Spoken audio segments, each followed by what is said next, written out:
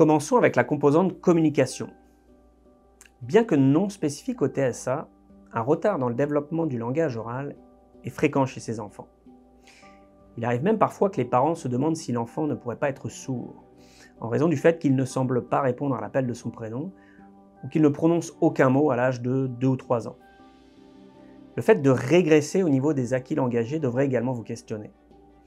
On pense ici par exemple à une situation où un enfant de 18 mois serait capable de prononcer un certain nombre de mots, puis soudainement se mettrait à ne plus parler pendant une période de plusieurs semaines. Un peu comme si il avait oublié les mots appris jusqu'ici.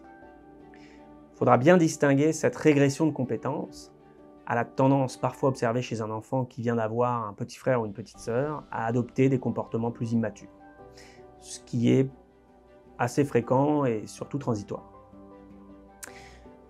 L'absence ou le peu de développement de la communication non verbale est également assez typique des enfants qui ont un TSA.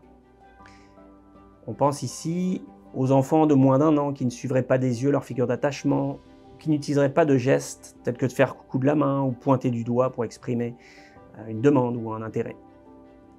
Un enfant de 3 ans qui resterait très neutre dans ses émotions ou qui ne semblerait pas comprendre les émotions des autres est un signe qui devrait attirer votre attention.